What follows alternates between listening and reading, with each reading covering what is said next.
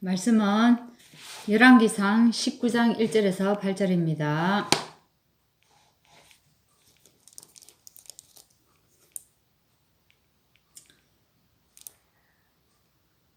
아합이 엘리야가 행한 모든 일과 그가 어떻게 모든 선지자로 칼로 죽였는지를 이세벨에게 말하니, 이세벨이 사신을 엘리야에게 보내어 이르되, 내가 내일 이맘때는 반드시 네 생명을 저 사람들 중 한 사람의 생명과 같게 하리라.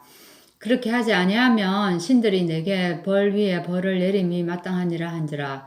그가 이 형편을 보고 일어나 자기의 생명을 위해 도망하여 유다에 속한 브엘세바에 이르러 자기의 사원을 그곳에 머물게 하고, 자기 자신은 광야로 들어가 하룻길쯤 가서 한 로뎀 나무 아래에 앉아서 자기가 죽기를 원하여 이르되, 여호와여, 넉넉하오니 지금 내 생명을 거두시옵소서. 나는 내 조상들보다 낫지 못하나이다 하고, 로뎀 나무 아래에 누워 자더니 천사가 그를 어루만지며 그에게 이르되, 일어나서 먹으라 하는지라.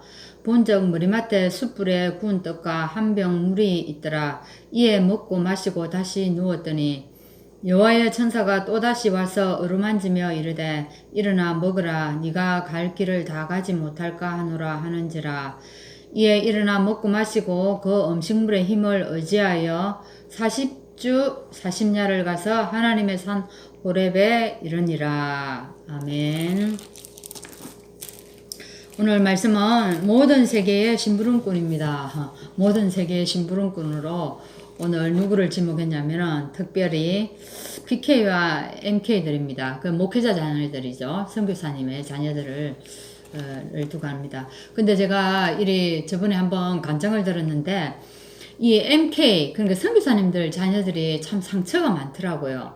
어떤 상처냐면은, 물론 부모님들이 선교사님 되어나니까 자기와 관계없이 타지로 가서, 그죠? 다른 나라를 가서 공부를 하게 되고, 또 거기서 생활을 하다 보니까 여러 가지 상처들이 참 깊게 있더라고요. 그래, 한 MK 같은 경우에는 어떠냐면, 학교에 가니까 학교에서 이제 아무래도 언어가 좀 미숙하지 않을 거예요. 그죠? 미숙하니까 거기에서 아이들이 왕따 시키는 거. 그 왕따에서 굉장히 어릴 때 고통을 많이 당했더라고요. 그리고 선생님들에게 왜 쟤는 저렇지? 왜 늘 저 모양이지? 뭐 이런 투의 말이라든지 이런 것들이 그 아이에게 굉장히 또한 상처가 되어 있더라고요. 근데 그 아이가 그 MK가 자라가지고 교수가 되기도 하고 아주 전 세상 사람들이 부럽지 않는 그런 자리에 올라가서 또한 이 복음을 어떻게 또 하나님께 쓰임 받을 것인가, 이거를 또 생각하는 것을 제가 보았습니다. 또 한 MK 같은 경우에는 늘 이제 아버지가 그 선교사로 있으면서 자기 집이 이제 미션홈이 되어져 버리는 겁니다. 미션홈이 되어져 버리니까 거기에 이제 다른 아이들이 막 오니까 자기는 자녀임에도 불구하고 아버지에게 아니면 또 부모님들에게 전혀 이 관심과 사랑을 받을 수가 없는 거예요. 왜? 부모들의 관심이 늘 미션홈에 오니까 미션홈에 오는 아이들이 우선이었고, 그러니까 거기에 이제 뭘 하나 먹게 되어도 그 아이들을 우선적으로 주게 되고 그 아이들을 챙기게 되는 겁니다. 이게 하루 이틀이 아니고 여러 날을 반복되다 보니까 이 아이들 속에 늘 부모에 대한 사랑도 없었고, 그 나라에 가서 또한 정체성도 확실히 확립이 되지 않았고, 어리기 때문에. 그래서 늘 그런 그늘 속에서 자라왔다는 거예요. 그런데 이 자녀들이 상처가 있었는데 자라면서 말씀이 부딪히는 겁니다. 어릴 때부터 그래도 들어온 말씀이 있지 않습니까? 그죠? 그 말씀이 이 아이들에게 들어가가지고 이 아이들이 치유되면서 뭐가 되어졌냐면 가장 든든한 교회에 물어서 버렸다고요. 나중에는 중직자로 서버리는 거예요. 다른 사람들이 할 수 없는, 다른 중직자들이 하지 못하는 그 일들을 이 MK들이 자라서 하는 제가 간증을 한번 들었습니다. 제가 그거 보면서 너무 마음이 아팠어요. 저 아이들이 가가지고 이렇게 이 든든한 자리에 복음으로 서기까지는 수많은 어려움들이 있었다는 겁니다. 그죠? 오늘 여기 한번 봅시다. 개인의 깊은 상처는 한 사람의 일생은 물론이고 그의 가정과 그가 속한 사회까지 영향을 주게 됩니다. 가난하고 학대받은 경험을 가진 이런 사람들이나 또한 극도의 분노가 심각한 중독으로 이어져서 이 상처 때문에 끔찍한 범죄를 저지르기도 한다는 겁니다. 그래서 나만의 고민 또한 아픈 경험이라든지 이 남아있는 이 감정들의 이 고를 어떻게 해결해야 되겠습니까? 물론 세상적으로는 일시적으로는 해결될 수 있지만 정말 우리에게 완전 이것을 발판으로 삼을 만큼 이 상처가 치유되어지려면요 말씀밖에 없는 것 같습니다. 말씀에서 무엇을요? 하나님이 이것을 나에게 왜 허락했을까? 이 상처를 통해서 하나님이 하시고자 하는 일이 뭘까? 이런 것들이 분명하게 발견되어지면은 그냥 치유가 될 뿐만 아니라 정말로 정인으로 서게 된다는 겁니다. 그죠? 가장 낮은 곳으로 보낸 이유가 있답니다. 하나님이 이런 상황에서 나를 하나님이 이곳으로 이 재앙을 막을 곳으로 보낸 이유가 뭘까? 그죠? 또 가장 낮은 곳, 어려운 상황, 안 되는 환경 속에서 하나님을 바라보는 비밀을 누리게 하셔가지고 가장 먼저 나를 살리기를 하나님이 원한다는 겁니다. 근데 여러분 혹시 어려운 환경 때문에 힘들어 하십니까? 사실 렘넌트 7명은요 하나같이 가장 낮은 곳으로 하나님이 보냈습니다. 그죠? 왜 이렇게 했습니까? 우리 다 알지 않습니까? 그죠? 그곳에서 진짜 여호와가 하나님이심을 증거하기를 원하는 것입니다. 하나님이 없다고 하는 교만한 자들, 하나님이 없다고 세상적으로 나 강하다고 얘기하는 사람들, 또 뭡니까? 정말 내 바벨탑을 쌓고 있는 이런 사람들에게 뭐 하라고요? 이런 사람들을 꺾기 위해서 누구를 통해서 가장 낮은 자리로 보낸 렘넌트들과 우리들을 위해서 이 일을 하시기를 원합니다. 그죠? 가장 낮은 곳으로 간 언약 잡은 자를 통해서 하나님은 이런 일들을 해가시는 것입니다. 이런 계획을 알지 못하면요 우리가 어떻게 되겠습니까? 환경에 묶일 뿐입니다. 환경에 묶일 수밖에 없고 환경에 잡힐 수밖에 없고 환경에 또한 쏘을 수밖에 없다는 겁니다. 그래서 이것들을 분명히 우리가 깨닫는 것이 참 중요하다는 거죠. 그래서 하나님이 이런 상황에서 나를 이렇게 이런 곳으로 보냈다는 것입니다. 그죠?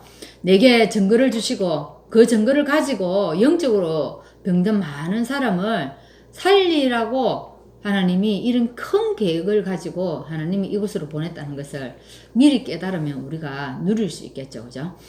두 번째는요, 3가지 축복이 있는 곳으로 보냈다는 겁니다. 우리가 어떻습니까? 지금 내 자신은 노예가 되어 있고 또 내 상처와 문제에 붙잡혀 있고 또 포로가 된 것처럼 우리가 보일 수 있어요. 그렇죠? 내 의지와 상관없이 우리가 또한 어려움을 겪기도 합니다. 가정 문제, 경제, 또한 사람 간의 문제, 우리가 앞으로 미래 문제 이런 것 때문에 우리가 묶여 있는데 지금의 모든 상황들이라든지 이런 만남, 일어나는 일들을 하나님이 어디에요? 하나님의 축복을 누릴 수 있는 가장 최적의 환경이라는 것을 우리가 깨달으면 됩니다.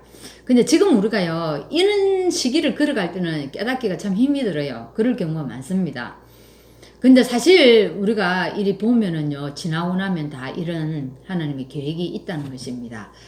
지금이 하나님 나라 보좌의 권능을 누릴 시간이고 또한 시공간 초월의 축복을 누릴 수 있는 그런 적절의 시간표라는 겁니다.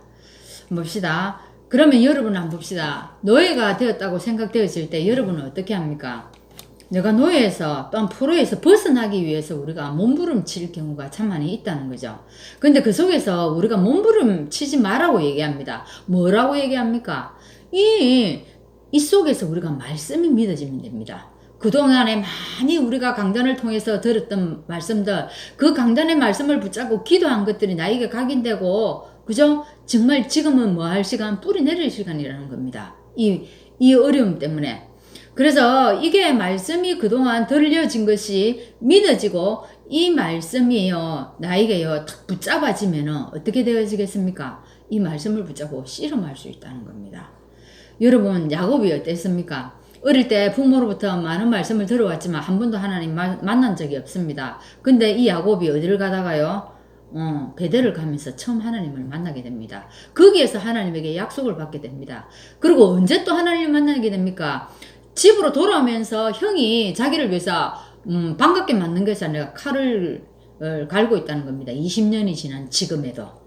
그때 하나님을 만나게 된다는 겁니다. 여러분 어떨 때 하나님 만납니까? 네, 이런 어려움 만났을 때 하나님의 만날 수 있고 하나님의 계획을 볼 수 있는 절호의 기회라는 것입니다. 그죠?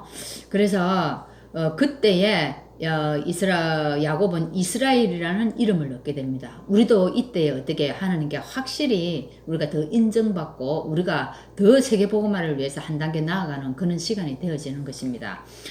내 모습이 초라해 보여도 하나님은 우리를 위해서요 어떻게 전 세계 237 나라의 빛을 비출 사람으로 불렀다는 겁니다. 오늘 이 언약을 가지고 오늘도 하루를 출발하는 시간 되기를 바랍니다. 기도하겠습니다. 하나님 감사합니다. 우리를 통하여서 세계복음화에 정말 237의 빛을 비추는 자로 세우기 위해서 오늘도 우리를 가장 낮은 자리로 또한 우리에게 때로는 그 상처가 아픔이 상처가 될 경우도 있습니다. 하지만 그 속에서 하나님이 함께 한다는 것을 분명히 깨닫게 하시고 하나님 이것 통해서 우리가 이겨내고 하나님의 말씀으로 승리했을 때 이것 가지고 하나님 정말 많은 사람 살릴 수 있도록 인도하여 주옵소서. 그래서 하나님 지금도 PK, NK들이 어려움 속에 있는데 그것들이 증거거리가 될 수 있도록 우리가 이 시간 오늘 PK, NK를 위해서 또한 기도하는 시간 되게 하여 주옵소서. 예수 그리스도 이름으로 기도합나이다. 아멘.